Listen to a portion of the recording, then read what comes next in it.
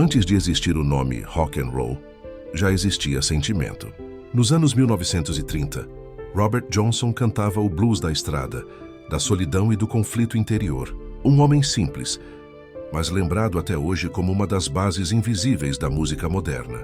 Sua morte precoce, aos 27 anos, acabaria inaugurando um ciclo trágico que atravessaria décadas, o chamado Clube dos 27. Pouco depois, surge uma figura revolucionária. Sister Rosetta Tharpe, muito antes dos anos 50, empunha a guitarra elétrica e mistura gospel, blues e atitude.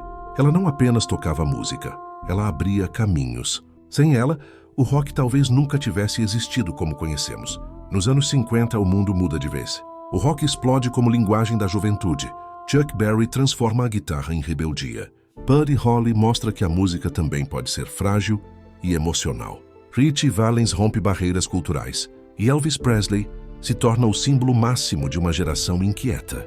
Mesmo após suas mortes, esses artistas continuaram vivos. Os jovens dos anos 60 cresceram ouvindo seus discos. Então chegam os anos 60, a década da mudança. Os Beatles redefinem tudo: som, comportamento, estética e pensamento. A música deixa de ser apenas entretenimento e vira identidade. O rock se expande, se liberta, se aprofunda. Jimi Hendrix faz a guitarra falar. Janis Joplin canta como quem sangra. Jim Morrison, com o The Doors, transforma poesia e causa em música. Em 1969, Woodstock acontece. Mais que um festival, um símbolo de coletividade, liberdade e sonho. Mas os anos 70 começam com perdas. Hendrix e Janis partem em 1970. Morrison em 1971. Todos aos 27. O mito se fecha. Os anos 70 nascem intensos. O rock ganha peso, identidade e estética. Bandas como Black Sabbath, Led Zeppelin e Deep Purple criam as bases do rock pesado. Som denso, riffs marcantes, temas sombrios e força bruta. Ao mesmo tempo, o rock se torna mais complexo. O rock progressivo floresce com Pink Floyd e o trio Emerson, Lake and Palmer. A música vira viagem, conceito e introspecção.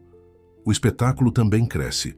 O Queen surge no início da década, misturando peso, ópera e teatralidade. O rock vira palco, identidade e emoção. O glam rock aparece com brilho e provocação. O T-Rex de Mark Bolan traz exagero, estilo e atitude.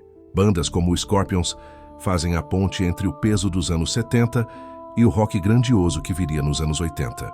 Em 1976, os Eagles lançam Hotel California, uma música bonita por fora, sombria por dentro. O retrato perfeito da década. Mas o excesso começa a incomodar.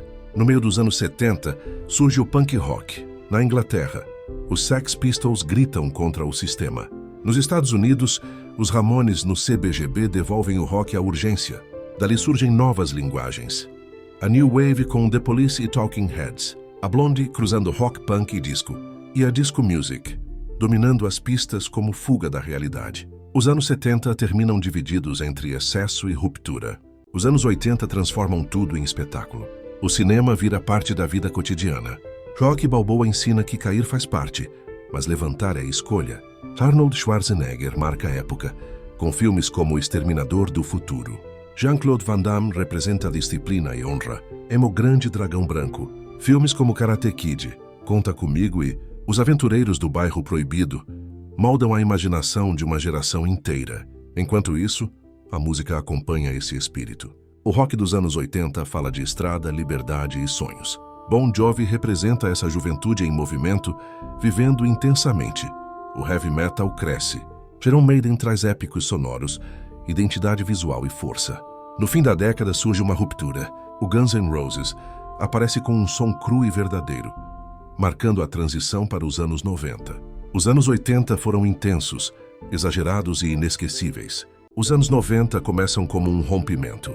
Depois do exagero e do brilho dos anos 80, a música e a cultura ficam mais cruas, mais reais. Em 1991, o Metallica lança o Black Album, um disco que leva o metal ao mundo inteiro. Pesado, direto, definitivo. Um divisor de águas para uma geração. Ao mesmo tempo surge o Nirvana. Kurt Cobain não queria ser um herói. Ele cantava sobre dor, confusão e vazio. Sua música falava com quem se sentia deslocado num mundo que parecia rápido demais. Kurt morreu aos 27 anos, entrando para o mesmo ciclo trágico de Robert Johnson. Jimi Hendrix, Janis Joplin e Jim Morrison. O chamado Clube dos 27, mais do que uma coincidência, era o símbolo de artistas que sentiram demais e não conseguiram carregar o peso disso. Nos anos 90, a televisão era um ritual coletivo. Na Rede Manchete, Cavaleiros do Zodíaco, Yu Yu Hakusho e os tokusatsus como Jaspion, Jiraiya e Kamen Rider Black RX marcaram uma geração inteira. Na Globo, Caverna do Dragão, Power Rangers, Sessão da Tarde, Tela Quente, cinema em casa faziam parte da rotina. No SBT, Um Maluco no Pedaço, séries americanas, e aquele humor que atravessava gerações. Fora da TV, os amigos se encontravam de verdade, na rua, na casa do outro, para jogar videogame, bola, conversar até tarde. Os anos 2000 chegam como uma continuação silenciosa. Ainda havia tempo, ainda havia presença. A TV Globinho dominava as manhãs, mas era no fim da tarde que muitos se viam refletidos. Quando começava a Malhação, não era só uma novela. Era um espelho da juventude brasileira. A abertura ao som de Charlie Brown Jr., com Te Levar Daqui, falava de fuga, de mudança, de vontade de ser algo além.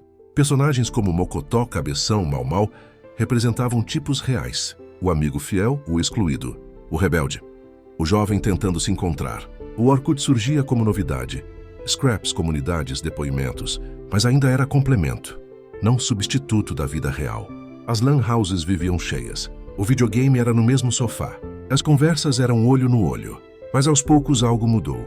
O celular ficou constante, a internet mais invasiva, o tempo mais fragmentado. Por volta de 2009 e 2010, parecia que uma era se encerrava sem aviso. A nostalgia nasceu ali, no instante em que percebemos que o mundo estava mais conectado, mas as pessoas mais distantes. Sentir saudade dos anos 90 e 2000 não é sentir saudade da tecnologia antiga. É sentir saudade de quando a vida parecia mais próxima, mais lenta, mais humana. Talvez o passado não fosse perfeito, mas ele era vivido. As músicas tocavam no rádio, os filmes reuniam famílias, os desenhos marcavam horários e os amigos estavam presentes de verdade. A nostalgia não é sobre fugir do presente. É sobre lembrar quem fomos para não esquecer quem somos. Cada geração carrega suas dores, seus sonhos e suas histórias. E enquanto essas memórias ainda vivem em nós, elas continuam existindo. Se esse vídeo despertou alguma lembrança, alguma música, algum rosto ou algum momento da sua vida, então ele cumpriu seu papel. Se inscreva no canal, curta o vídeo, comente qual lembrança marcou a sua geração e compartilhe com alguém que também viveu tudo isso. Porque enquanto alguém se lembrar, essas histórias nunca morrem. Até o próximo vídeo.